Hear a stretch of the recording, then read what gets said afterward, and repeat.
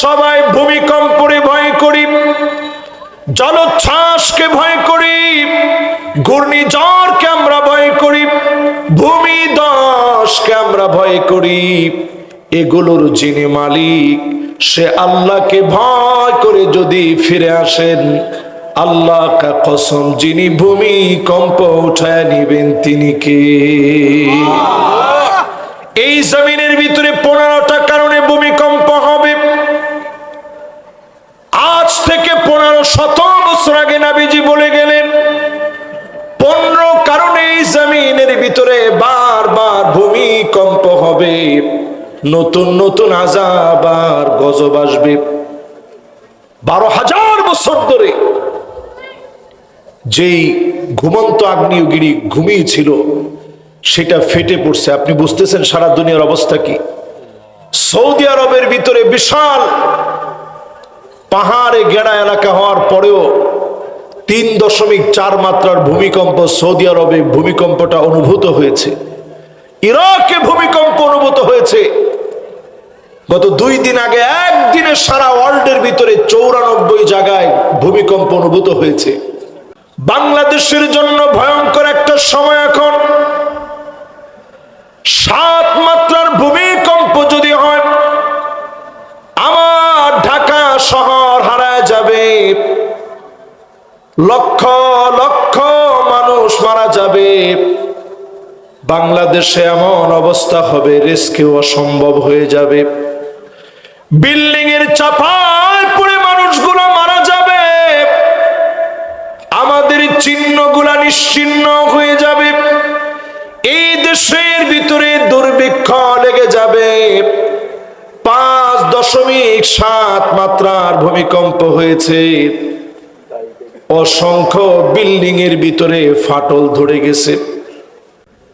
মসজিদের মিনারার ভিতরে ফাটল ধরে গেছে। একটাবার চিন্তা করেন মুসলমান, যেই মালিককে ভয় করে ভূমিকম্পের সময় নামাজ পড়লেন, ওই মালিককে ভয় করে যদি এখনো আপনি নামাজ পড়েন, সুম্মা লা ইয়াতুবুনা ওয়ালা হুম ইয়াযাক্কারুন, তাওবা করার মতো যদি তাওবা করে ফেলেন, আল্লাহকে যদি স্মরণ করার মতো স্মরণ করতে পারেন, আল্লাহর কসম, যিনি ভূমিকম্প উঠায় নিবেন তিনি কে? 15টা কারণে জমিনের ভিতরে ভূমিকম্প হয়। আমি চাই যে মেহমানরাও এটা শোনো, সবার শোনা দরকার এটা।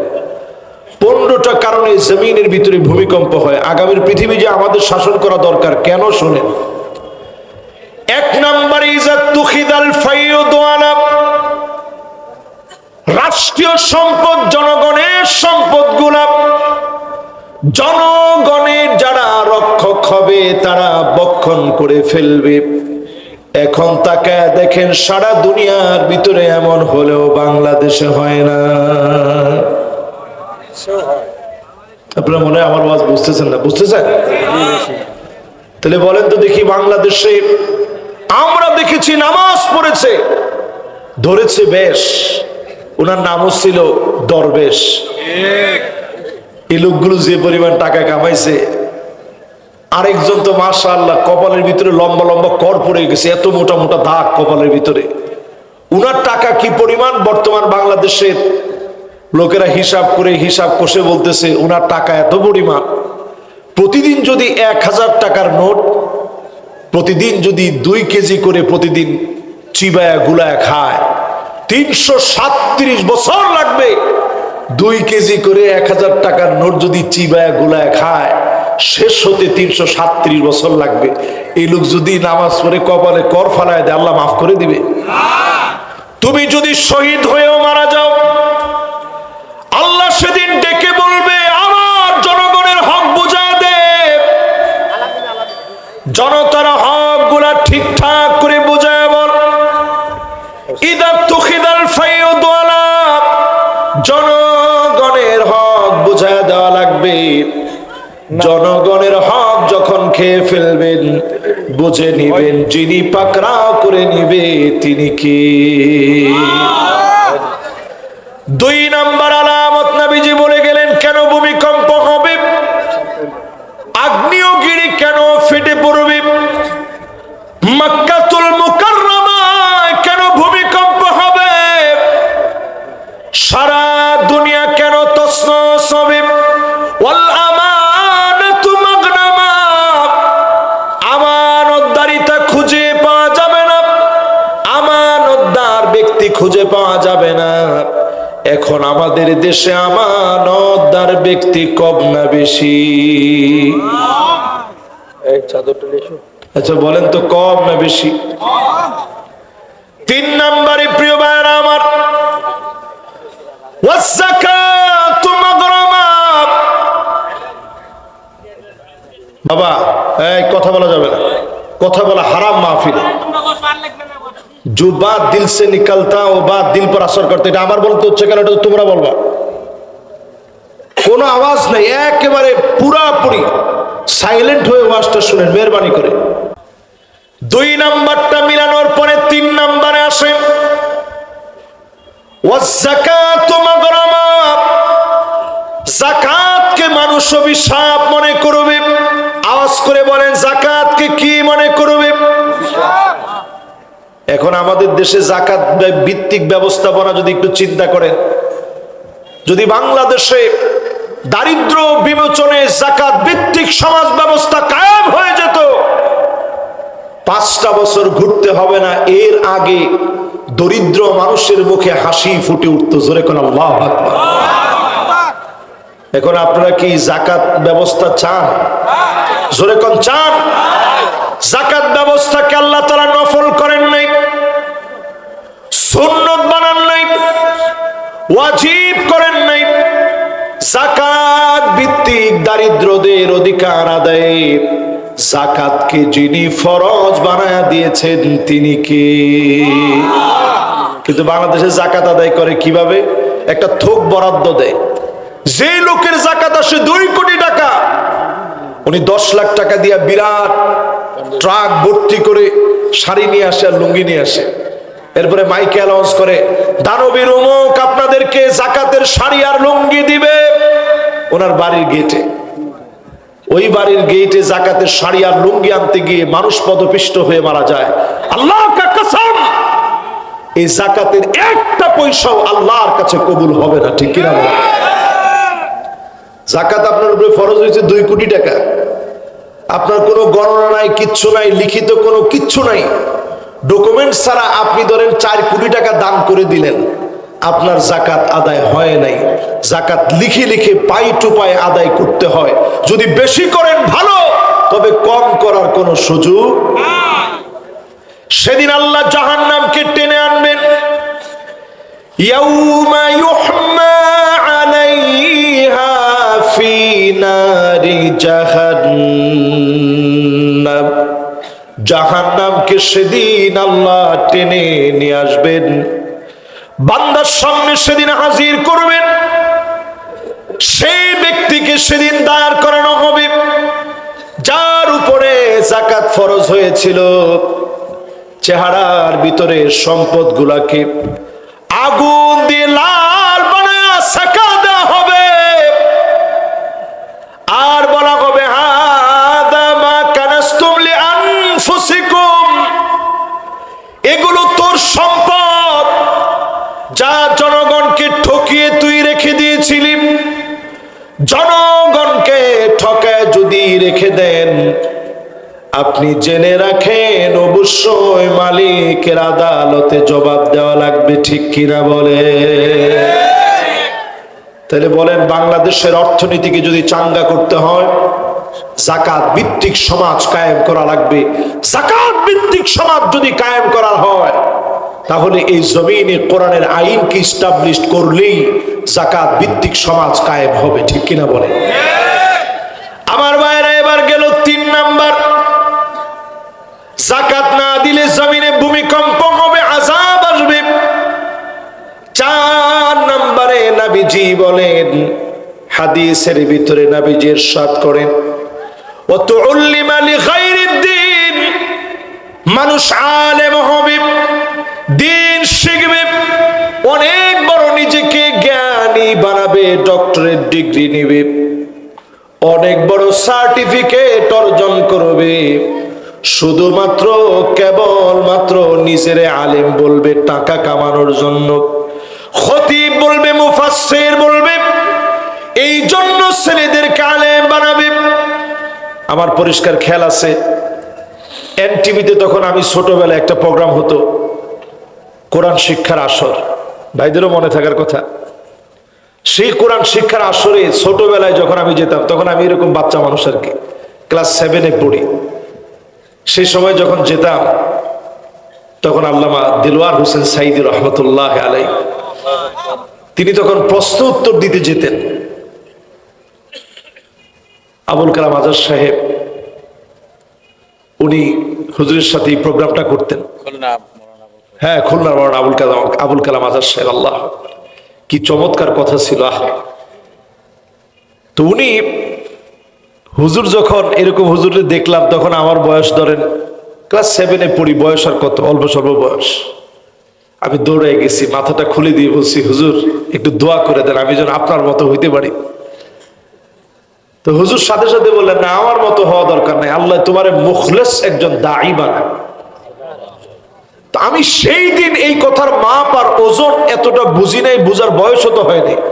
আমি মনে মনে চিন্তা করলাম, কয় কি, সমস্ত প্রডিউসার ওনার পিছনে পিছনে দৌড়াইতেছে, সব টেলিভিশনের হেড অফ প্রোগ্রাম সব ওনার পিছনে দৌড়ায়, অথচ উনি বলতেছে যে আমার মতো দরকার নাই, আল্লাহ তাআলা তোমার একজন মুখলেস দাঈ বানায় দেখ। কিরে কয়, আমি চাইছি হুজুরের মতো হইতে, দেখেন বিনয় মানুষকে কোথায় নেয়। উনি বলতেছে আমার মতো না, আল্লাহ তোমার একজন মুখলেস দাঈ বানাক। এই হাদিসের অংশ পড়লে বড় মনে পড়ে যায়, ওয়াতুল্লিমা লিগাইরিদ্দিন, আলেম হবে, লেবাস থাকবে, কিন্তু শুধুমাত্র যদি দুনিয়ার জন্য আলেম হন, বহু আলেমের কারণে দুনিয়ায় ভূমিকম্প হবে। বহু আলেমকে সেদিন আল্লাহ মাথা নিচের দিকে দিয়ে পা উপরের দিকে দিবে, জাহান্নামকে উদ্বোধন করা হবে। সেদিন আল্লাহ পাক ডেকে ডেকে বলবে, আলেম রে, তোরে তো আলেম বলা হয়েছে দুনিয়ার জীবনে, তোরে মুফাসসিরে কোরআন বলা হয়েছে দুনিয়ার জীবনে, খতিব বলা হয়েছে দুনিয়ার জীবনে, স্লোগান দিয়ে মাহফিলে উঠানো হয়েছে, ঘন্টার পর ঘন্টা অপেক্ষা করা হয়েছে। সেদিন বহু আলেম একটা কদম সামনে দিতে পারবে না, জবাবদিহিতার ভয়ে। সহিহ বুখারীর ভিতরে নবীজি বলেন, মান্নু কিসা হালাক, যাকে আল্লাহ বলবেন পার জবাব দে, এক কদম সামনে দিতে পারবে না। আল্লাহর কাছে আমরা বলি, আল্লাহ তেমন ভালো মুখলেস কোন আলেম হতে পারে নাই। আলিমুন মুস্তামিলুন ইলমাহু, যে আলেম তার ইলম কাজে লাগিয়েছে, এমন আলেম হতে পারে নাই। আয় আল্লাহ, দ্বীনের তরে ইসলামের জন্য শহীদ করে নিও। যদি এটুকুন দোয়া কবুল হয়ে যায়, হতে পারে যিনি মাফ করে দিবেন তিনি কে? 5 নম্বরে প্রিয় ভাইরা আমার, আল্লাহর হাবিব বলেন, এমন সময় আসবে, আতাআর রাজুলু ইমরাতাহু, স্ত্রীর কথা মতো স্বামী চলবে, স্ত্রীর কথাতে স্বামী উঠবে বসবে, কথা মতো চলবে। সারা বাংলাদেশে চললেও এলাকার নাম কি? সুবহানাল্লাহ, মজলিস বাড়ি। মোহাম্মদপুর না? সুবহানাল্লাহ, এলাকার নামই হচ্ছে মজলিস বাড়ি। মজলিস মানে বুঝেন, যেখানে মানুষ বসে, মানে পার্লামেন্ট। মাশাআল্লাহ, এই সুন্দর কথা বলছে হুজুর, ঠিক বলছে। এটা কিন্তু আগে থেকেই একটা সম্ভ্রান্ত ফ্যামিলি ছিল, যেখানে এসে মানুষেরা বসতেন, সলা পরামর্শ করতেন। এই মজলিস বাড়ি এলাকার ভিতরে তাকায় দেখেন, আজ থেকে 30 বছর আগে আপনাদেরই যদি একটু প্রশ্ন করেন, আপনাদের আম্মা আপনাদের আব্বার চোখে চোখে তাকায় কথা বলতে পারতো না। এই ঠিকটা তো সব যুবকরা বলে, মুরব্বীরা কি করেন ঠিক। কিন্তু এখনকার সময় আপনি তাকায় দেখেন, জামাইরে জাড়ি ছাড়া স্ত্রী কথাই বলে না।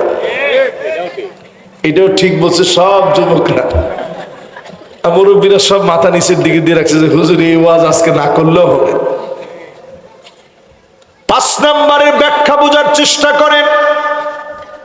নারীরা এমন হবে আন্নানা, কথায় কথায় বলবে সব আমার নামে দাও, তোমার মা বাপরে 1 টাকা দেওয়া যাবে না। ক্যামেরাম্যান পর্যন্ত এখন মাথা নাড়াইতেছে, হুজুর এই তো চলতেছে। তাহলে এখন একটু চিন্তা করে দেখেন তো, সব আমার নামে লিখে দাও, এই কথা 30 বছর আগে মহিলারা, যে মহিলা বলতো ওই মহিলাদের মানুষ মহিলা বলে মনে করতো না। কিন্তু এখন দিন যাচ্ছে, মহিলারা এমন হয়ে গেছে সব লাগবে আমার। এরপরে ব্যাখ্যা বোঝার জন্য বুঝেন মান্নানা, কথায় কথায় মহিলারা খোটা দিবে, আমি দেখে তোমার ভাত খেয়ে গেলাম। অন্য মহিলা হলে পোলাও খেত। এরকম মহিলা এখন মজলিস বাড়িতে আসে না নাই? ওইটা কি পুরা এলাকার নাম মজলিস বাড়ি? জি। আরে সর্বনাশ। তাহলে ও মহাব্বত আছে না? মহাব্বতপুর মজলিস বাড়ি। আচ্ছা, মহাব্বতপুর মজলিস বাড়ি, এই এলাকার মহাব্বত বেশি। আচ্ছা কত দেখি মহিলারা কি এখন এরকম খোটা দেয়? মাশাআল্লাহ, দিনে কয়বার? ওটার কোনো হিসাব নাই। এরপরে দেখবেন আন্নানা, মান্নানার পরে হান্নানা। সারাদিন কষ্ট করে আসছেন, স্ত্রীর বলছেন এই একটু পানি দিও তো 1 গ্লাস, খুব পিপাসা লাগছে। আসলে যদি পানি চান বাইরে থেকে এসে, স্ত্রী কি বলে? কে কে বলছে দেখি? মাশাআল্লাহ, একজনের সাহসী লোক, মাশাআল্লাহ, এই হাতও তুলছে যে হুজুর আসলে বলে এরকম যে ডাইলেক্ট খাও। এরপরে দেখবেন কান্না। এটা কেমন, আপনারা দেখলেই ওনার কাজ বেড়ে যায়। সুবাই বসছেন, উঠেন উঠেন, আপনি বলুন যে কে মাত্র তো বসলাম, কয় না এটা পরিষ্কার করতে হবে। এখান থেকে গেছেন খাটের মধ্যে একটু কাইলুলা করতেছেন, কৌঠেন বিছানা টান দিতে হবে। তা আপনি চিন্তা করছেন যে আল্লাহ, বাইরে ছিলাম এই এক ভালো ছিলাম। এরপরে দেখবেন হাদ্দা কাপ, কোনো কিছু আনলে পছন্দ হয় না, নিজে নিজে গিয়ে মার্কেটে গিয়ে মার্কেট করে, ঠিক কিনা বলে? মাশাআল্লাহ, এটার মধ্যে একজনে কইছে হুজুর হাজার হাজার, এটা হাজার হাজার না, লাখ লাখ মেয়া, লাখ লাখ না। এখন মহিলা মানুষ যতজন আছে 100-র ভিতরে 95% এখন নিজে গিয়ে পছন্দ করে কিনে। তারা মা বোনদের বিরুদ্ধে ওয়াজ হয়ে যাচ্ছে, তো এখনই পক্ষে বলবো, রাখেন। এরপরে দেখবেন সাদ্দাকা, কথায় কথায় তর্ক করবে, মুখে মুখে আছে। এটা মনে একটু কম না? এরপরে দেখবেন বাররাকা, শুধু তর্ক করবে না, গায়ে হাত দিতে পর্যন্ত দেরি করে না, এমন মহিলা এখন আছে না? না, তার মানে কি বোঝা যায়? স্বামীরে মাইট দিতে পর্যন্ত এখন হাত তুলে লাঠি নেয়। কারণ মহিলা জানে মহিলা মানুষ মামলা করলে মামলা বড় করা। স্বামী হাত তুলতে গিয়েও আস্তে থামায় ফেলে। স্বামী জানে যে আমি যদি একটা ঘুষা দিই ঝামেলা হয়ে যাবে তো। আর খবরদার আপনি আবার আজকের ওয়াজ শুনে গিয়ে মারতে যায়েন না। মা লাতমা রাসূলুল্লাহ সাল্লাল্লাহু আলাইহি সাল্লাম, আল্লাহর নবী জীবনে একটা থাপ্পড়ও কোনো স্ত্রীকে দেন নাই। জোরে কোন আল্লাহু আকবার। প্রিয় ভাইয়েরা আমার, এর জন্য আমি দায়ী, এই জন্য আপনি দায়ী। যতজন মাহফিলে বসছেন, ঘরে গিয়ে নিজে নিজে স্ত্রীর কাজটা সহজ করে দিবেন, ঘরটা ঝাড়ু দিবেন। ফাকান্নাসা রাসূলুল্লাহ, আমার নবী নিজে ঘর নিজে ঝাড়ু দিতেন, আম্মা জানদেরকে তরকারিটা কেটে দিতেন, সবরের নসিহত করতেন, স্ত্রীদেরকে নিয়ে পারিবারিক বৈঠক করতেন, করতেন, পরামর্শ নিতেন। নবীজি সাল্লাল্লাহু আলাইহি সাল্লাম আদর করে বোঝায় দিতেন। নবীজি বড় ভালোবেসে আদর করে বোঝাতেন, মায়া নিয়ে দরদ নিয়ে বোঝাতেন। স্ত্রীদের চোখে যদি পানি দেখতেন, আল্লাহর নবী নবীজি আমার দুইটা আঙ্গুল দিয়ে চোখের পানিগুলা আলতো করে আদর দিয়ে মুছে দিতেন। স্ত্রীরা অসুস্থ হয়ে গেলে পাশে বসে নবীজির সেবা করে দিতেন। নবীজি নিজে সূরা ইখলাস, সূরা ফালাক, সূরা নাস পড়তেন। বিশেষ করে মুআউযিদাতান সূরা ফালাক, সূরা নাস পড়ে আম্মা জানদেরকে ফু দিয়ে দিতেন। নবীজি নিজে ঘুরতে নিয়ে যেতেন, আদর করে বিভিন্ন জায়গা দেখাতেন। দেখায় বলতেন, এই পাহাড়টার নাম উহুদ পাহাড়, জাবালুন ইউহিব্বুনা ওয়া নুহিব্বুহু। এই পাহাড়কে আমরা ভালোবাসি, এই উহুদ আমাদেরকে ভালোবাসে। নবীজি একটা একটা করে রাত্রিকালীন ঘুরায় ঘুরায় দেখাতেন। ঘরে তেমন খাবার ছিল না, কিন্তু আল্লাহ নবী স্ত্রীদেরকে কখনো নিজ থেকে কথা বলে কষ্ট দেন নাই। বলেন আল্লাহু আকবার। প্রিয় ভাইরা আমার, যারা বসছেন আজকের মাহফিলে, যদি স্ত্রীদের সঙ্গে সুন্দর সুন্দর নামে ডাকেন, আগে ভাগে সালাম দেন, ঘরে প্রবেশ করে যদি রূপের প্রশংসা করেন, গুনাহ হবে না, সওয়াব হবে। সবাই তো কর নাই, গুনাহ না সওয়াব, সওয়াব হবে, সওয়াব হবে। এই জন্য এই আচরণটা আনেন, এই সমাজ পরিবর্তন হবে, ভূমিকম্প থেমে যাবে। জোরে কোন আল্লাহু আকবার। প্রিয় ভাইয়েরা আমার, এরপরে 6 নাম্বার শুনেন, ভূমিকম্প কেন হবে।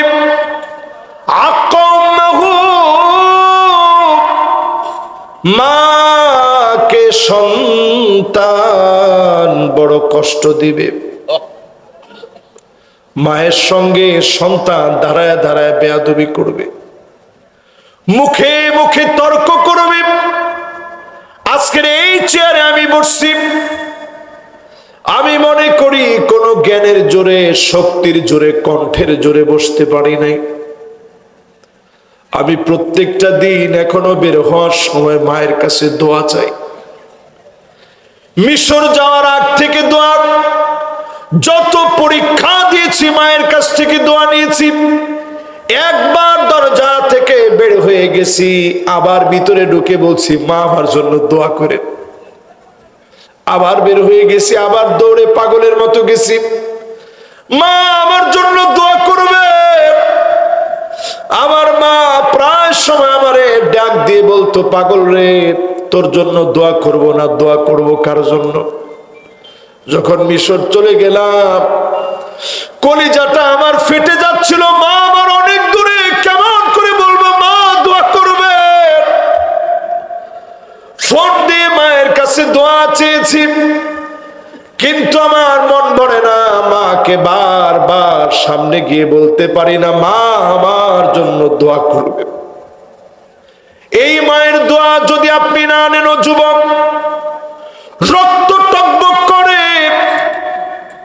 বয়সটা তোমার যৌবনের বয়স, মাকে ধাক্কা মেরেছ, মাকে কষ্ট দিয়ে ফেলেছ, পায়ে ধরে মায়ের কাছ থেকে ক্ষমা চেয়ে নাও। মা যদি খুশি না হয়, অনেক বড় ডিগ্রি তোমার হবে। জীবনের কোনো না কোনো জায়গায় তুমি ধরা খেয়ে যাবা, জীবনের কোনো না কোনো জায়গায় তুমি থমকে যাবা,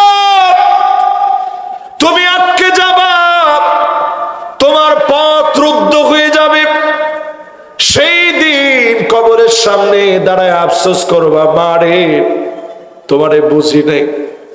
এজন্য মা যাদের জীবিত আছে, মায়ের কাছে ক্ষমা চেয়ে নিবেন।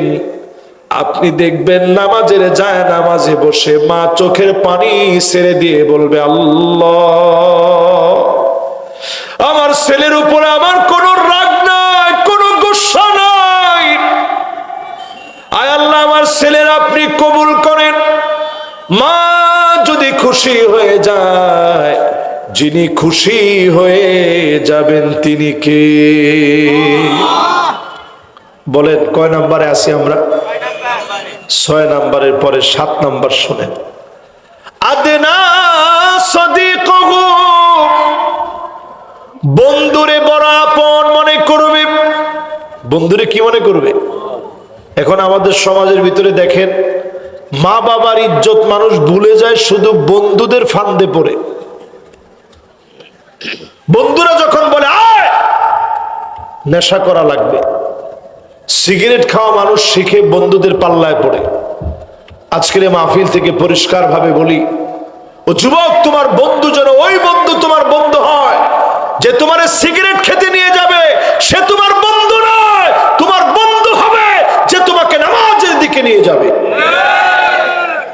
যে তোমাকে ইসলামী সাহিত্য পড়াবে, যে তোমাকে প্রতিদিন কোরআন অধ্যয়নের কথা বলবে, হাদিস অধ্যয়নের কথা বলবে, দিন কায়েমের জন্য সময় দেওয়ার কথা বলবে, তোমাকে বলবে প্রতিদিন ভালো ভালো মানুষের সাথে তুমি মেশো, কথা বলো, নামাজের দিকে আসো। রাত্রিকালীন সময়ে ঘুমানোর সময় একটু চিন্তা করে ঘুমাও যে আজকে আমার কতগুলো গুনাহ হয়েছে, আল্লাহ আমি কেমনে আপনার সামনে দাঁড়াবো। এটাকে বলে আত্মসমালোচনা, এটাকে আরবিতে বলে মুহাসাবা। এই মুহাসাবা করে যদি তুমি ঘুমা যাও, ওই দিন যদি শেষ ঘুম হয়ে যায়, জেনে রাখেন নিশ্চিত করে হতে পারে ওই দিনটা শেষ ঘুম হয়ে গেছে। আপনি তাওবা করতে করতে ঘুমায় গেলেন, আত্মসমালোচনা করে ঘুমালেন। ইদা সাররাতকা হাসানাতুক ওয়া সাআতকা সাইয়্যাতুক ফান্তা মুমিন। ভালো কাজগুলো আপনাকে আনন্দ দিয়েছে, মন্দ কাজের জন্য অনুতপ্ত হয়েছে, আল্লাহর হাবিব বলেন তুমি মুমিন। ইমানের উপরে যদি আত্মসমালোচনা করতে করতে ঘুমায় যেতে পারেন, ওই দিন যদি শেষ ঘুম হয়ে যায়, আন্নাউমু আখুল মাউত, মৃত্যুর ভাইয়ের নাম হলো ঘুম। ওই দিন যদি শেষ ঘুম হয়ে যায়, যিনি আপনারে মাফ করে জান্নাতি বানায় দিবেন তিনি কে? ভাইরা আমার, কত নাম্বার বলতেছিলাম? খেয়াল আছে? মাশাআল্লাহ, আমি অর্ধেক বলে ফেলছি। এবার 8 নাম্বারটা শোনেন, মনোযোগ আছে সবার? 8 নাম্বারে প্রিয় ভাইরা আমার,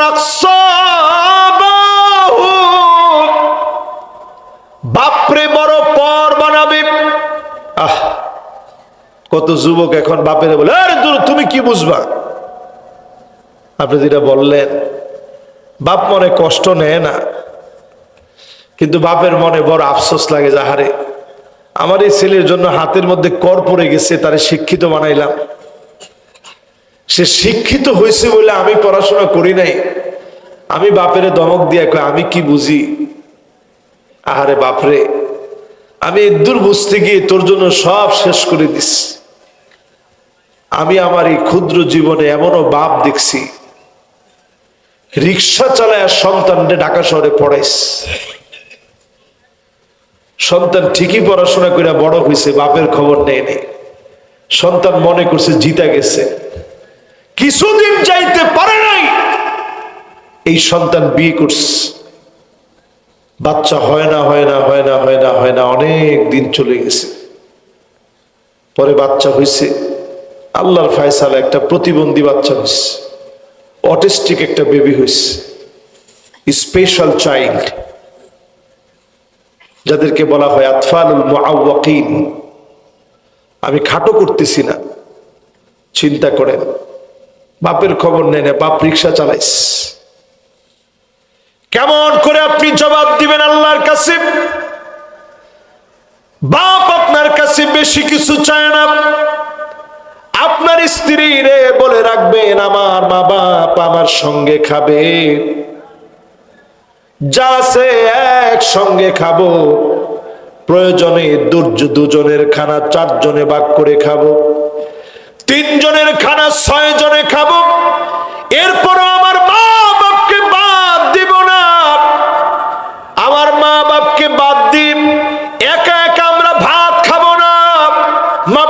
বাপকে সঙ্গে নিয়ে খাবো, এই মা বাপকে সঙ্গে নিয়ে খেলেন, অল্পের ভিতরে যিনি বরকত বাড়ায় দিবেন তিনি কে? বাপের সম্মান দিতে শিখেন। বেশি দিন দূরে না, এই এলাকার ভিতরে আজ থেকে 30, 40, 50 বছর আগে বাপ আর মা যে খাটে থাকতো, ওই খাটের ভিতরে সন্তান বসতো না। দেখেন আপনাদের উস্তাদ উনি কি বলে, উনি আলহামদুলিল্লাহ পাশের মাদ্রাসার সম্মানিত শিক্ষক। আমি দেখলাম এখানে আয়োজক কমিটির সবাই ওনার ছাত্র, ঠিক না? তো উনি কি বলছে, কথাটা কি ঠিক না বেঠিক?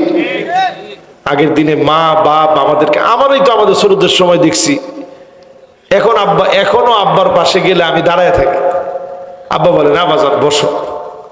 আমার আব্বাও একজন বড় আলেম, তারপর আব্বা বলে যে না না বসো বাজান। তো এই আদবটা এখন আর নাই। এখন এই ওয়াজ করলে অনেক যুবক বলবে হুজুর এটা কি ফরজ নাকি ওয়াজিব, নাকি হুজুর কোনো হাদিসের ভিতরে আছে? আপনি ফাও ফাও এটা কই থেকে বানাইলেন? আরে মিয়া, এটা ফাও ফাও বানাইলে, এটা পিতামাতার প্রতি ইহসানের একটা দৃষ্টিভঙ্গি। হাল জাযাউল ইহসান ইল্লাল ইহসান। এই আদবের দৃষ্টিভঙ্গি যদি ইহসানের ভঙ্গি হয়, আপনি যদি পাশে গিয়া যদি একটু নম্রতার সুরে দাঁড়ায় থাকেন, বাপ যদি বলে বাজান বসো বসো, এই যে দোয়া চলে আসছে, জোরে কোন আল্লাহু আকবার। এই জন্য প্রিয় ভাইয়েরা আমার, পিতামাতার সঙ্গে ঘাড় নামায়া নিচু আওয়াজে কথা বলবেন, চোখ মোটা করে ঘাড় পাকায়া কথা বলা যাবে না।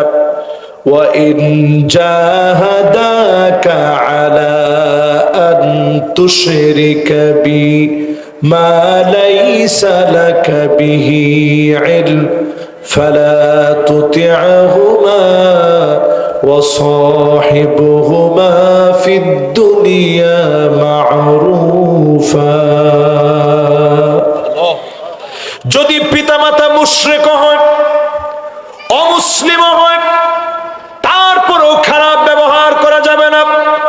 সুন্দর করে বিনয় নম্রতার সঙ্গে কথা বলবেন, আদব দিয়া কথা বলবেন, মাথাটা নোয়া কথা বলবেন। আদব দিয়ে যদি পিতা মাতার সঙ্গে কথা বলেন, যিনি খুশি হয়ে যাবেন তিনি কে? কত নম্বর শেষ হলো? 9 নম্বরে নবীজি বলেন যাহারাতিল আসওয়াতু ফিল মাসাজিদ। মসজিদের ভিতরে হট্টগোল হবে, ইমামকে বাধা দিবে, খতিবের কণ্ঠ রোধ করে দেওয়া হবে, মাইক কেড়ে টেনে নেওয়া হবে, খতিবের সামনে দাঁড়ায় চিল্লা চিল্লি করবে। এগুলো আছে না নাই? ঠিক। এখানে আরো একটা হাদিস আপনাদেরকে মনে করায় রাখি, আমি কিন্তু কোনো রাজনৈতিক বয়ান দিচ্ছি না, আপনাদের সংশোধনের জন্য যদ্দুর রাজনীতি কোরআন হাদিস বলছে একটু আমি বাদ দিব না। না না ঠিক তো, এখন দুইজনে কয়, বাকিরা কি কয়? তো বাকিরা ঘুমায় যায় না, কিন্তু বাকিরা আছে। তাহলে এবার আমার সঙ্গে সঙ্গে বলেন, মসজিদের ভিতরে ইমামের সাথে মাতবরি যারা করেন, নামাজ হয়? কি মাতবরি করেন? কে জিজ্ঞাসা করে ইমাম সাহেব বয়স কত? ইমাম সাহেব হুজুর আর কি করবে, বলে যে চাচা আমার বয়স তো 30 বছর, আপনার নাতির সমান। মাশাআল্লাহ ইমাম সাহেব আমার বয়স কিন্তু 70-72 চলে, কিন্তু রুকু সেজদা সব আপনার আগে দিতে পারে, খালি দেই না, মানুষ কি কবে এই জন্য দেই না। কিন্তু আচ্ছা ইমাম সাহেব আপনি এই রুকু সেজদার মধ্যে এত কি বলেন, শেষ হইতেই চায় না, সময়ের কি কোনো দাম নাই? আচ্ছা ইমাম সাহেব গিয়া যে আপনি বুদ্ধিটা দিচ্ছেন যে ইমাম সাহেব রুকু সেজদায় বলেন কি এত সময় লাগে, আহারে আপনি যে ইমাম সাহেবের বুদ্ধিটা দিচ্ছেন, আপনি বের হওয়ার আগে চেহারাটা গাধার মতো হয়ে যেত, শুধু হয় নাই আল্লাহর নবীর উম্মত দেখে আল্লাহ মাফ করে দিয়েছে। জোরে কোন আল্লাহু আকবার। সহিহ হাদিসের ভিতরে নবীজি বলেন আমা ইয়াখশাল্লাযী আইয়ারফা রাসাহু ক্বাবলা লিমা আইয়ুহাউইলাল্লাহু রাসাহু রাসাল হিমার, চেহারাটা গাধার মতো হয়ে যেত। সেজদা থেকে মাথা আগে উঠানোর সঙ্গে সঙ্গে চেহারা গাধার মতো হয়ে যেত। রুকু থেকে আগে বাগে উঠার সঙ্গে সঙ্গে গাধার মতো হয়ে যেত। শুধুমাত্র কেবলমাত্র মালিক মাফ করে দিয়েছে। কেন মাফ করলেন? এই জন্য মাফ করেছে, নবীর উম্মত চেহারা আল্লাহ বিকৃতি ঘটাবে না। নবীর উম্মত বলে আল্লাহ মাফ করে দিয়েছে। না হলে ইমামের সঙ্গে যেই সমস্ত বেয়াদবেরা বেয়াদবি করে, বের হওয়ার সঙ্গে সঙ্গে চেহারা গাধার মতো হয়ে যেত। ঠিক নি? মানুষের দেখা মাত্র দেখ টাকা কোথায় চেহারাটা দেখছস, এই মাত্র বেয়াদবি করে আইছে নামাজ থেকে। এরকম যদি 5টা লোকের হইতো, ভূমিকম্পের আগেই তো ভূমিকম্প শুরু। কিন্তু আল্লাহ তা করেন নাই। আল্লাহ বড় দয়ালু, বান্দারে আল্লাহ তৎক্ষণাৎ লজ্জা দিতে চায় না। আর উম্মতে মুহাম্মদীকে তো আল্লাহ আরো বেশি ভালোবাসে, এজন্য লজ্জা দেয় না। জোরে করে আল্লাহু আকবার। কয় নম্বরে আছেন ভাই? মাশাআল্লাহ। এই 9 নম্বর পর্যন্ত কি আপনারা কেউ বুঝতে বাকি আছে? আচ্ছা বলেন তো দেখি, একটা লোক দাঁড়ায় বলেন হুজুর এই যে 9 পর্যন্ত বললেন, অমুক নাম্বারটাই এখনো বাংলাদেশে হয়নি। কোনটা? জনগণের রাষ্ট্রীয় সম্পদ বক্ষণ করে খাবে, জনগণ পাবে না। ঠিকটা দুইজনে একজনে কর। আমানতদার লোক খুঁজে পাওয়া যাবে না। যাকাত দিবে শুধু নাম কাওয়াস্তে, সত্যিকারের যাকাত আদায় হবে না। আলেম হবে শুধুমাত্র দুনিয়া অর্জনের জন্য, আল্লাহর জন্য হবে না। এটা তো ঠিকটা একটু আসতে কেন? এরপরে 5 নম্বরে স্ত্রীর কথায় উঠবে আর বসবে। 6 নম্বরে মায়ের সঙ্গে খারাপ ব্যবহার করবে। 7 নম্বরে বন্ধুর পাল্লায় পরে সব শেষ করে দিবে। 8 নম্বরে বাপরে বড় পর মনে করবে, দূরের মনে করবে, দূর দূর করে বাপরে তাড়ায় দিবে। 9 নম্বরে মসজিদের ভিতরে হট্টগোল শুরু হয়ে যাবে, ইমামকে বাধা দিবে, খাতিবকে বাধা দিয়ে কথা বলবে। এই 9টা গেছে। এবার আসেন 10 নম্বরে। নবীজি বলেন সাদুল কবিলা ফাসিকুহুম, এলাকায় এলাকায় ফাসিক গুলা নেতা হয়ে যাবে, যার ভিতরে ইসলাম নাই, শরীয়তের আইন যে মানে না, সেই লোকটা নেতা হয়ে যাবে। খাইছে রে খাইছে। আরে কিছু হয় না, অসুবিধা নাই। মাইক যদি নাও থাকে ওয়াজ চলবে ইনশাআল্লাহ। এক সময় কি মাইক ছিল আপনার কাছে মনে হয়? মাইক ছিল না, ওয়াজ ছিল। মানুষের এখলাস কেমন ছিল?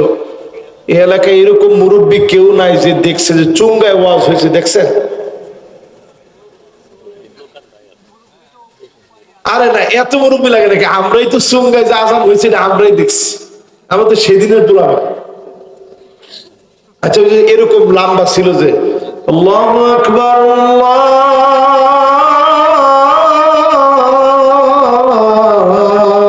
আকবার, ও একটু উঁচা জায়গা থেকে আজান দেওয়া হইতো, দেখছেন কি? ওইটা উঁচা জায়গা থেকে দেখেছি, কিন্তু চুঙ্গা আমাদের দেশে ব্যবহার ও তাহলে আমাদের এদিকে অনেক আগেই মাইক আসছে। মাশাআল্লাহ। আমাদের নরসিংদীতে এই চুঙ্গাটা আমি নিজের চোখে দেখছি, একটু উঁচা জায়গা থেকে আজানটা দিতেন। ওই সময় তো এরকম মাইক ছিল না, একটা মাইক থাকতো, এত উন্নত মানের মাইক।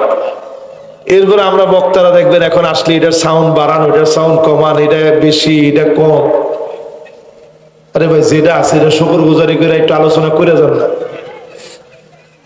এই আপনি মাহফিলে বসে যখন কইবেন যে হ্যাঁ রে ধর কি মাইক লাগাইছেন আপনি, এটাই লোকের ব্যবসা। মানুষ কইবে আসলে ঠিকই তো, এই লোকের মনে হয় মাইক বিরাট ডিস্টার্ব। আসলে হুজুর মাহফিল করে আসছে আরো 2-3টা। তোনার গলা কেমনি ঠিক থাকবে? তোনার গলা তো ডিস্টার্ব হবেই। তখন উনি সব ধমক দামক যা আছে সব ঝাড়তেছে মাইক ম্যানরে। মাইক মেরে মনে মনে কইতেছে, আল্লাহ তুমিও তো আমার মালিক, আল্লাহ তুমি ঠাডাটা এখন ফালাও না কেন? তখন তো গলার মধ্যে অটোমেটিক্যালি ঠাডা পড়বে, এই জন্য বরকত থাকে না। সুন্দর আচরণ বিধি শিখি, এটা ইসলামের আচরণ। এই যে মাইক ম্যান আজকে এখানে বসে রয়েছে, সেও তো আমার শ্রোতা। আমি কিন্তু আপনাদের দিকে যেরকম তাকাইছি ওর দিকেও তাকাইছি, এবং ওনার দিকে তাকাই দেখছি উনি একেবারে মনোযোগ নিয়ে আমার কথা শুনতেছে। এক মাইকম্যান পাবনায় আমার জন্য পাঞ্জাবির কাপড় কিনে নিয়ে আসছে। আমি বললাম যে কি কারণ? কইছে হুজুর আপনি যে সেদিন আমার প্রশংসা করছেন, আমার ব্যবসা ভালো হয়েছে, এই জন্য হুজুর আপনার জন্য পাঞ্জাবির কাপড় নিয়ে আসছে।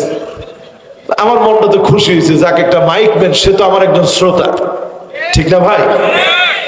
আচ্ছা এবার বলেন তো কয় নাম্বারে আছেন? 10 নম্বর বলছি, আইওয়াফিকাহু বিআমালিন সালিহিন ক্বাবলা মাউতিহি। মৌতের আগে আপনার যে নেতা হবে, আল্লাহ করোনা কোন তারে ভালো কাজ করাবেন। আপনার নেতা দিনের কাজ করতে গিয়ে শহীদ হবে, ফাঁসির মঞ্চে যাবে, কারাগারে হ্যান্ডকাপ লাগানো অবস্থায় মৌত হবে, ঠোঁটের কোণে জান্নাতি হাসি থাকবে। আপনি বুঝে নিবেন আপনার নেতারে যিনি কবুল করে নিছেন তিনি কে। প্রিয় ভাইয়ের আমার, এই 5টা আলামত বলে কত নম্বরে ছিলাম খেয়াল আছে? 13 নম্বরে। প্রিয় ভাইয়ের আমার মনোযোগ দিয়ে শোনেন, যাহারাতিল কায়নাতুল মাআজিফ। এটা একটু খেয়াল দিয়ে শোনেন, বাংলাদেশে এখন এটা শুরু হয়ে গেছে বেশি প্রবল আকারে। নবীজি বলছেন ভূমিকম্প হয় কেন? একতারা, দুতারা, সেতারা, হারমোনিয়াম, পিয়ানো, যত আউল ফাউল আর বাউল আছে, এদের কুকীর্তি আর কুকর্মের কারণে এই জমিনের ভিতরে ভূমিকম্প হয়। আওয়াজ বড় করে বলা লাগবে, কথা কি ঠিক? প্যারা হাবিব বলে গেছেন, আজকে এনসিপি কে আমরা পরিষ্কার বলতে চাই, ছোট ভাইরা সব বিষয়ে তোমরা নাক গলাতে যেও না, সব বিষয়ে তোমরা নাক গলাও, বিষয়টা সুন্দর না। আমি পরিষ্কার হাদিসটা বহু আগে বলছি, কিন্তু অনেক কিছু বলতে গিয়েও থেমে থাকি, বলি না। পরিষ্কার হাদিসে আবু হুরায়রা রাদিয়াল্লাহু তাআলা আনহু আল্লাহর কাছে পানাহ চেয়েছে, ইমারাতুস সিবিয়ান, বাচ্চা লোকদের নেতৃত্ব থেকে আল্লাহর কাছে পানাহ চেয়েছে। আজকে আমরা দেখেছি যে লোকটা আল্লাহর বিরুদ্ধে গালি দিল,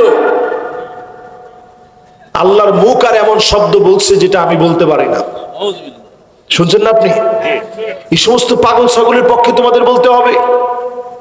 আমি পরিষ্কার বলি, এটা বাংলাদেশের কোন সংস্কৃতি নয়। নেতার চাইতে দল যেমন বড়, দলের চাইতে আদর্শ যেমন বড়, আদর্শের চাইতে রাষ্ট্র যেমন বড়, রাষ্ট্রের চাইতে ইসলাম আমার কাছে কোটি কোটি কোটি গুণ বড়। আমার প্রিয় আল্লামাকে কোরআন নাকি তিনি অপব্যাখ্যা করছেন, এই জন্য ওনাকে প্রথম অ্যারেস্ট করা হয়। আল্লামা দেলোয়ার হোসেন সাইদি রাহমাতুল্লাহ আলাইহিকে অ্যারেস্ট করা হয়, কোরআন অপব্যাখ্যা করছে এই দায়ে নাকি প্রথম ওনাকে অ্যারেস্ট করা হয়। অথচ আপনি চিন্তা করেন সেই সময় এই সমস্ত সুশীল টুশীল এরা কই ছিল?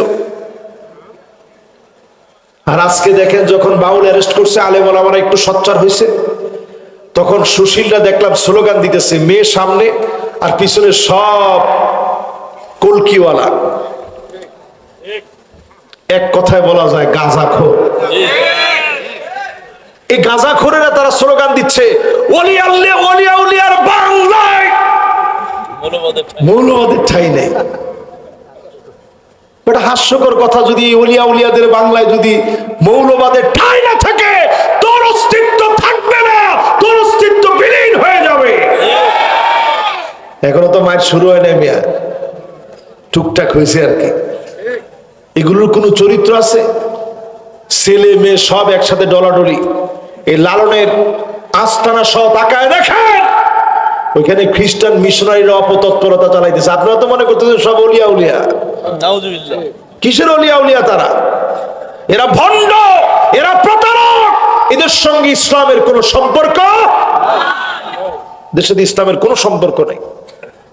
কিয়ামতের আগে এই সমস্ত ভূমিকম্প আসবে কেন? এই সমস্ত লোকদের কারণে। আপনি দেখবেন এক ভণ্ড, শুধুমাত্র এক আবুল সরকার না, যত আবুল আছে তার সাথে। ও নাকি মহারাজ। তোর মহারাজ বানাইলো কে? এইরকম যত আবুল টাবুল যেগুলো আছে, বাউল টাউল যেগুলো আছে, সবগুলোর ভিডিও একেবারে বাই ডকুমেন্ট, সবগুলোর ভিডিও এখন ফেসবুকে আপনারা খুঁজে খুঁজে দিবেন, যাতে করে এই জাতি সজাগ হয়ে যায়, নতুন করে যেন যাত্রাপালা আবার মাথা চাড়া দিয়ে উঠতে না পারে। সংস্কৃতির নাম করে আমরা আর তাদেরকে জাগতে দিব না। নতুন করে সে দেখলাম আরেকটা পাগল, কি জানি নাম ওটার নাম কি, আনোয়ার জানি, এটারে এখন অ্যারেস্ট করতে হবে। মাত্র আবুল্লারে অ্যারেস্ট করছে, এখন আরো আনোয়াররে অ্যারেস্ট করবে। কেন? ওইটা কোরআনের আয়াত বানায় বানায় বানায় বানায় কোরআনের আয়াত বলে, আর বইলা বলে হুজুররাই আয়াত জানে না। তোর ভুল আয়াত হুজুররা জানবে কেমনে? এরপরে সে নিজে বলতেছে যে আদম আলাইহিস সালাম লম্বায় ছিল এতটুক, উনার পুরুষাঙ্গ ছিল এতটুক। নাউজুবিল্লাহ কর। তোর বেয়াদবির বিচার এই বাংলায় হতে হবে। আমার তো মনে চায় এগুলোকে ধরে ধরে একটা একটা করে এদের কুফরির কারণে প্রকাশ্যে এদের বিচার করা দরকার। আদম আলাইহিস সালাম নিয়ে কথা বলে, নবীদেরকে নিয়ে কথা বলে। এরপরে তারা দেখবেন একটা গাঁজাখুরি গল্প সবসময় বলে যে নবীজি সাল্লাল্লাহু আলাইহি সাল্লামের কাছে একজন সাহাবী আসছে, ওনার একটা দাড়ির মধ্যে 70টা ফেরেশতা ঝুলতেছিল। নবীজি দেখে মুচকে হাসছেন।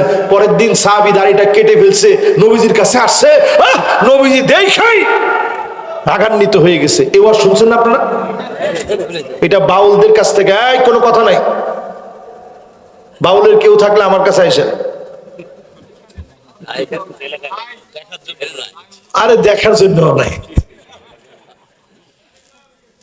এবার আপনারা একটু চিন্তা করেন, এই যে বাউল টাইপের লোক যেগুলো আছে বাংলাদেশে, এরা এই সমস্ত কথা ছড়াই দিছে। আগে এক সময় তো এই জারি গান, এই পালা গান, এই সমস্ত বাউল সংস্কৃতি এক সময় বাংলাদেশে ছিল না তা না। আমাদের প্রিয় আল্লামা এসে এই যে সুর করে তাফসীরটাকে মানুষের কর্ণকহরে পৌঁছায় দিয়েছেন আল্লামা দেলওয়ার হোসেন সাঈদী। জোরে বলেন আলহামদুলিল্লাহ। এই দেশের অনেক উলামায়ে কেরাম অবদান রাখছেন। শেখুল হাদিস আল্লামা আজিজুল হক রহমতুল্লাহ আলাইহি, ফজলুল হক আমিনী রহমতুল্লাহ আলাইহি, চরমনার মরহুম পীর শাহ হুজুর রহমতুল্লাহ আলাইহি, জুনায়েদ বাবুনগরী রহমতুল্লাহ আলাইহি, আল্লামা আহমদ শফি রহমতুল্লাহ আলাইহি সহ সবার এই বাংলায় তাদের অবদানের কারণেই এই ময়দানটা এত সুন্দর সুশোভিত হয়েছে। বাউলদের ময়দানটা আস্তে মৃত হয়ে গেছে, জিন্দা হওয়ার এখন আর কোনো সুযোগ নাই। কি বাবলি সরকার না কি সরকার টরকার, সব মহিলা টহিলা, এরা দেখবেন নারী পুরুষ সব অবাধে বিচরণ করে। গান একটা গাওয়ার পরে একজন আরেকজনের সঙ্গে কুলাকুলি করে, জায়েজ? আরে ফতোয়া দেয় না, জায়েজ? ভূমিকম্প কি এমনি হয়? ভূমিকম্প এমনি হয় না। ভূমিকম্প আল্লাহ তাআলা রাগান্বিত হয়ে দেন। রাসূল বলছেন জাহারাতিল কাইনাত ওয়াল মাআজিফ, গায়িকার দাম বেড়ে যাবে, নায়িকার দাম বেড়ে যাবে, নর্তকীরা সব দিকে, পাপিষ্টরা সকল দিকগুলা মাড়িয়ে বেড়াবে, সব দিকে তাদের উদ্ধত্তপূর্ণ আচরণ বেড়ে যাবে। বাড়ছে না কমছে? কোন নায়িকা কি করলো, বিয়ে ছাড়া সন্তান কেমনে হইলো, এগুলো পত্রপত্রিকা আস। প্রিয় ভাইয়েরা আমার, আজকে থেকে মাথাটা খাটায় চিন্তা করেন, আমরা বাউলদের বিরোধিতা কেন করি? এই জন্য করি তারা ইসলাম বুঝে না। ওই যে দাড়ির গল্পটা বলছিলাম, সাহাবীর এখানে নাকি একটা দাড়ির ভিতরে 70টা ফেরেশতা, পরের দিন কেটে ফেলছে, নবীজি রাগান্বিত হয়ে গেছে, কিরে তুমি কি করলা? তোমার এই দাড়ির মধ্যে 70টা ফেরেশতা ছিল। এই হাদিস কোন হাদিস গ্রন্থে নেই, এটা একটা মাউদু কথা। দাড়ির ব্যাপারে হাদিস আছে, জুজ্জুস শাওয়ারি ওয়ারখুল লুহা ওয়া খালিফুল মাজুস। নবীজি বলেছেন মুছ কাটো, দাড়িটা নিচের দিকে ছেড়ে দাও, অমুসলিমদের অনুসরণ করতে যেও না। পরিষ্কার হাদিস। নবীজি বলেছেন আশরুম মিনাল ফিতরা, 10টা বিষয় মানুষের স্বভাবের অন্তর্ভুক্ত। এর মধ্যে একটা কসরুস শাওয়ারিব, মুছগুলা খাটো করো, ওয়াফুল লুহা, দাড়ি নিচের দিকে ছেড়ে দাও, এটা মানুষের স্বভাব। জোরে কোন আল্লাহু আকবার। তাহলে এবার বোঝা যায় এই সমস্ত বাউল টাউল এদের কথা শোনা যাবে? এগুলো সব আউল ফাউল কথা বলে। মিথ্যা কথা বলে। নবীজি বলছেন লা তাকুমুস সাআ, এই দুনিয়ায় ততদিন পর্যন্ত কিয়ামত হবে না যতদিন পর্যন্ত না আল্লাহর ব্যাপারে মানুষ আজে বাজে কথা বলবে না জেনে। এখন এই সমস্ত বাউলরা যে কথাগুলো আল্লাহর ব্যাপারে বলতেছে জেনে না জেনে, না জেনে কথা বলতেছে। প্রিয় ভাইয়েরা আমার, এর পরে কত নাম্বার? মাশাআল্লাহ, আমি মনে করছি কিরে এতক্ষণে মনোযোগ শেষ। 14 নম্বরে প্রিয় ভাইয়েরা আমার, নবীজি আলাইহিস সালাতু ওয়াস সালাম জানায়া দিলেন এমন সময় আসবে শুরিবাতিল খামর, চতুর্দিকে মদ বেড়ে যাবে, ইয়াবা বেড়ে যাবে, ফেনসিডিল বেড়ে যাবে, হেরোইন বেড়ে যাবে, আফিম বেড়ে যাবে, মেরে ছুঁয়ে না বেড়ে যাবে, এলএসডি বেড়ে যাবে, প্যাথিডিন বেড়ে যাবে, গাঁজা বেড়ে যাবে, ফেনসিডিলে মানুষ আসক্ত হয়ে যাবে। আমার দেশে এখন রন্ধ্রে রন্ধ্রে গ্রামে গঞ্জে ছড়ায় গেছে। নাম দিছে কি? মাদক দ্রব্য নিয়ন্ত্রণ অধিদপ্তর। ধরবে নিয়ন্ত্রণ দিয়ে আপনি কতক্ষণ ঠিক রাখবেন? যখন বাংলাদেশে খুব বেশি নিয়ন্ত্রণ করার চিন্তা ভাবনা হবে তখন প্রশাসন মেলা সব বন্ধ। আবার কিছুদিন পরে কেউ এটাকে বলে নিয়ন্ত্রণ। ডায়াবেটিসটা যখন আপনার একটু বেড়ে যাচ্ছে তখন একটু কন্ট্রোল করে খাইলেন আর কি, থাক থাক এখন ভাই মিষ্টিটা দিয়েন না, একে না ভাই ডায়াবেটিসটা হঠাৎ করে একটু উপরে উঠে গেছে তো এখন আর খাওয়া যাবে না। এই কিছুদিন পরে যখন একটু হাঁটাহাঁটি করছেন, শরীরটা ফুরফুরা, ঘুমটুম ঠিক না, ঠিক আছে আজকে একটা না অসুবিধা নেই, 2টা খাওয়া যাবে, শরীর ফুরফুরা আছে। এর নাম হচ্ছে নিয়ন্ত্রণ। এর নাম কি? আমরা নিয়ন্ত্রণের কথা বলবো না। এই জমিনে যদি আল্লাহর আইন চালু হয়ে যায়, জমিন থেকে চিরদিনের জন্য নির্মূল হয়ে যাবে। জোরে কোন আল্লাহ। কিছু নিয়ন্ত্রণ তখন আসতে নাম চেঞ্জ করে দেবো আমরা, মাদক দ্রব্য নির্মূল অধিদপ্তর। যেখানে পাও ওইখানে অ্যাটাক। তখন কেরুওয়ালারা ওরা সাক্ষাৎকার দেয় যে ইনশাআল্লাহ আমরা এখন বিশ্বমানের মদ উৎপাদনে সক্ষম হয়েছি, ইনশাআল্লাহ আগামী কিছুদিনের মধ্যে সারা বিশ্বময় আমরা ছড়ায় দেব ইনশাআল্লাহ। তখন বেত্রাঘাত হবে 80টা। ইনশাআল্লাহর বেত্রাঘাত কয়টা? তুই যে ইনশাআল্লাহ কইলে এই জায়গায় এটার বেত্রাঘাত হবে কমাস কম 80টা। তাহলে 14 নাম্বার গেছে কত? এবার 15 নাম্বার শুনেন প্রিয় ভাইরা আমার। ওয়ালুইনা আখিরু হাযিহিল উম্মাহ আউওয়ালাহা, আগেকার বড় বড় ব্যক্তিদেরকে সমালোচনা করা হবে, লানত দেওয়া হবে। বাংলাদেশে বহু আলেমদেরকে রাজাকার রাজাকার বলে গালি দেওয়া হয়েছে। বিশেষ করে আমার প্রিয় আল্লামাকে 13 বছর জেল খাটানোর পরে রাজাকার বলে তারা গালি দিয়েছে। এজন্য এই শব্দ দিয়ে জালেমদেরকে টেনে হিচড়ে আল্লাহ নামায় দিয়েছে। ঠিক কিনা বলে? এই রাজাকার রাজাকার শব্দের কারণে আল্লাহ টান দিয়ে নামায় দিস। তার মানে বোঝা যায় আগেকার আলেমদেরকে গালি দিতে যাবেন না। আমরা দেখেছি বাংলাদেশে বহু আলেমদেরকে, আগেকার আলেমদেরকে নাম ধরে গালি দেওয়া হয়েছে। এরা রাজাকার ছিল, অমুক রাজাকার ছিল। এখন রাজাকারের লিস্টে দেখা যায় তাদের নাম বেশি। আরে কথা কয় না। আর এখন তো যে অবস্থা, স্লোগান আপনারা নিচ্ছেন সবাই রাজাকার। আমি গেলাম তখন উমরায় গেছি, যখন দেশে এরকম গন্ডগোলের কয়েকদিন আগে থেকে উমরায় ছিলাম। তা আমি দেখি সব জায়গায় ট্রেন্ডিং হয়ে গেছে আমি কে তুমি কে। আমি কে নাউজুবিল্লাহ, কয় কে? আমি তখনও বুঝা সারতে পারি না যে কি চলতেছে দেশে। তোর উমরায় গেছি, এত খোঁজ খবর তখন রাখার মতো আল্লাহর ঘরের সামনে গেলে দুনিয়ার খোঁজ খবর থাকে না। তা আমি দেখি মুলতাসামের ভিতরে একজন বুক ঠাকায় দিয়া বলতেছে, আল্লাহ তুমি জালেম রে, আল্লাহ তুমি পতন দিয়ে দাও। আমি তার এই বাংলা কথা শুনে আমার একটু হুশ ফিরলো যে আরে এই মুলতাসামে দাঁড়ায় মানুষ কত কি চায়, আর এই ভাইটা চাচ্ছে যে আল্লাহ তুমি জালেমের পতন দাও।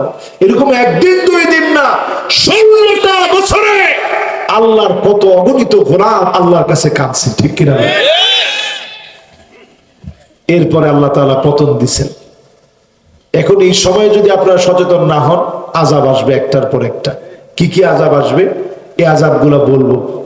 বেশ কিছু আযাবের কথা নবীজি বলছেন, কি কি আযাব সামনে দেখতে পারেন এই অল্প কিছুদিনের ভিতরে। এটা দেখতে দেখতে আমি আপনাদের কাছে বেশি কিছু কষ্ট দিব না। মাহফিল ইন্তেজামিয়া কমিটি তারা আমার অত্যন্ত মহব্বতের। এই যে নিশান, তারপরে মিনারুল, এরা আমার অত্যন্ত মহব্বতের। এরা খুবই ইয়ং জেনারেশন। এই বয়সে তারা অনেক কিছু করতে পারতো, এই আউল বাউলদেরকে আনতে পারতো। এগুলো না করে তারা কোরআনের কথা আপনাদেরকে শোনাতে চেয়েছে। এমনকি আমার আজকে আরেকটা মাহফিল থাকার সত্ত্বেও তারা এমন ভাবে জোর করে ধরছে যে হুজুর একটু হইলেও সময় দিয়ে যাওয়া লাগবে। আমি তাদেরকে সময় দিতে না চাইলেও আমি নাসুর বান্দাদের কাছে পারি নাই, সময় দিতে হলো। তারা যেন এই মাহফিলে কোনো ক্ষতিগ্রস্ত না থাকে। আমি 5টা বড় বড় আযাব বাংলাদেশের দিকে যেগুলো আসতেছে, এতক্ষণ বললাম কি কি কারণে আসে, এবার আযাব শুনবেন। এই শুনতে শুনতে একটা লোক আমরা কৃপণতা করব না। কে কে কৃপণ আমরা টান টান করে হাতগুলা দেখাই। মাশাআল্লাহ, একটা লোক কৃপণ নাই। কে কে কৃপণ না আমরা একটু হাতগুলা উঠায় দেখে। মাশাআল্লাহ, সবাই একটু হাতগুলা উঠাই। আমি নিজেও উঠাইছি, আপনারাও উঠান। লিল্লাহে তাকবীর। মাশাআল্লাহ, সোজা পকেটে হাত দেন। মাশাআল্লাহ, মাশাআল্লাহ, লাইটের যা হওয়ার হোক। মাশাআল্লাহ, লাইটের যা হওয়ার হোক, কোনো অসুবিধা নেই। ওই একটু জোরে বললে স্বাভাবিক তো, কারেন্টের বিষয় না, এগুলো কতক্ষণ ঠিক থাকে। মাশাআল্লাহ, আমরা সবাই হাত দেই সাধ্য অনুযায়ী। প্রত্যেকে আমরা দেওয়ার চেষ্টা করি, প্রত্যেকে আমরা দেওয়ার চেষ্টা করি। সবাই হাতে নেই। আর এই হাতে নিতে নিতে শেষ কয়েকটা আযাব শুনি, কি কি আযাব আসবে। মাশাআল্লাহ, মাশাআল্লাহ, এই তো প্রবেশদ্বারের যে সমস্ত ভলান্টিয়ার আছেন তারা যাবেন। এবার আপনারা একেবারে নিশ্চুপ হয়ে শুনে ফেলেন। ফালইয়ারতাকিবু ইনদা যালিকা রিহান হামরা। ও মুসলমান, বাতাসের সঙ্গে আগুন আসবে। ফায়ার সার্ভিস দিয়ে এই আগুন নেভানো যাবে না। এই দিন দেখার আগে আল্লাহর জন্য আজকে এই মাহফিলে বসে আল্লাহর জন্য নিজের মন থেকে যতটুকুন পারেন সহযোগিতা করেন। দান সৎকার মাধ্যমে আল্লাহ বিপদ উঠায় নেন। আগুন আসবে দুনিয়াতে। 2 নম্বরে নবীজি বলেন জালজালা মানে ভূমিকম্প হবে। 3 নম্বরে নবীজি বলেন খসফান, ভূমিধস হবে। ভূমিকম্পের পরে আসে ভূমিধস। বাংলাদেশের ভিতরে ভূমিধস আসতেছে। ভূমিকম্পের পরে ভূমিধস হবে। নবীজি তারপরে বলেন মাসখান ওয়া কাযফা।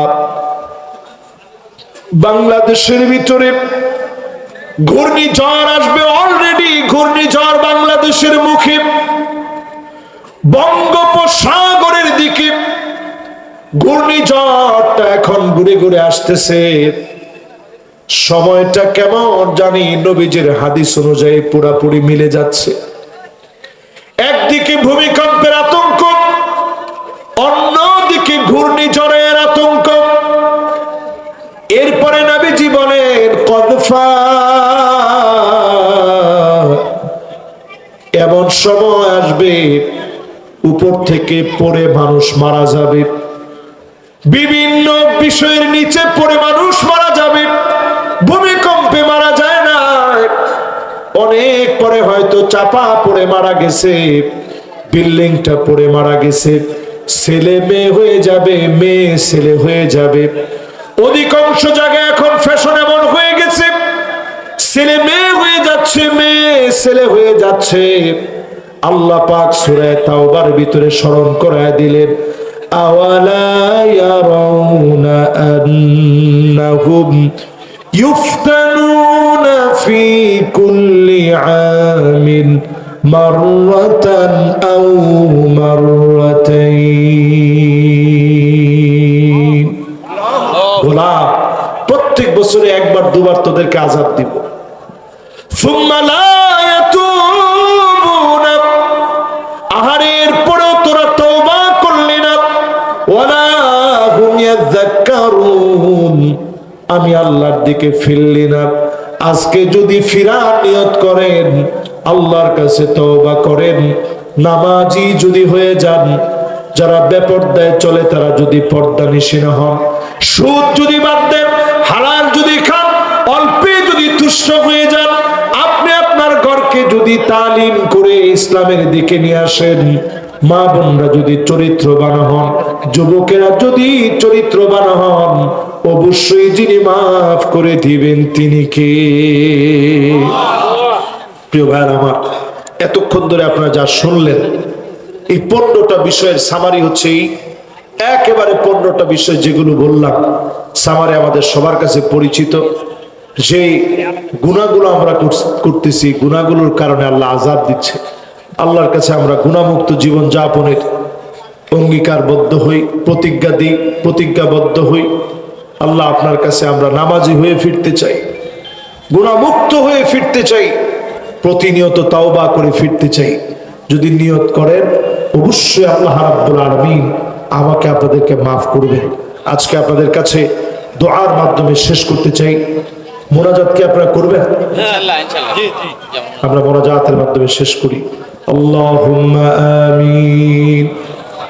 ربنا ظلمنا أنفسنا وإن لم تغفر لنا وترحمنا لنكونن من الخاسرين। আল্লাহ তাআলা দ্বিতীয় বার্ষিক তাফসীরুল কোরআন মাহফিল অনন্য আয়োজন সাজিয়েছে। যুবক তার গাম পায়ে ফেলে ঘন্টার পর ঘন্টা কষ্ট করে আল্লাহ মানুষগুলাকে কোরআন আর হাদিসের কথা শোনাতে চেয়েছে। আয় আল্লাহ, ভূমিকম্পের মতো এমন ভয়ঙ্কর একটা আযাবের সন্ধিক্ষণে আমরা, আল্লাহ, যে কোনো সময় আযাবটা পতিত হতে পারে। ও মালিক, মেহেরবানি করে ভূমিকম্পের মতো আযাব থেকে বাঁচা। ডানে বামে সামনে পিছনে কবরে যারা ঘুমায় আছে, কবরবাসীদের জীবনের গুনাহ মাফ করে দেন আল্লাহ রব্বুল আলামিন। আমরা বড় মিসকিন, অনেকে এমন আছি গো মালিক, মা নাই, অন্ধকার কবরে চলে গেছে। ও মালিক, মা যার নাই, অন্ধকার কবরে চলে গেছে, মেহেরবানি করে মায়ের জীবনের গুনাহ মাফ করে দেন আল্লাহ। মালিক, জানি না কার কার না জানি আব্বা না, বাপের কথা মনে করে সন্তান হয়ে যারা হাত উঠিয়েছে, মেহেরবানি করে বাপরে মাফ করে দেন আল্লাহ। রব্বির হামহুমা কামা রব্বায়ানি সগীরা। মা বাপ যাদের হাতে আছে, মা বাপের সঙ্গে মাথা নিচু করে সুন্দর করে আচরণ করে আল্লাহ আপনার জান্নাত লাভের তৌফিক দিয়েন আল্লাহ। ইলাহাল আলামিন, আকরামাল আকরামিন। ফিলিস্তিন কাঁদতেছে, আয় আল্লাহ সুদানে কায়েম করে দেন আল্লাহ। প্রান্তে প্রান্তে মুসলমানের পিঠ দেওয়ালে ঠেকে গেছে, 2 কোটি মুসলমান মার খাচ্ছে। 20 কোটি মুসলমানের খাবার নাই। ও আমার আল্লাহ।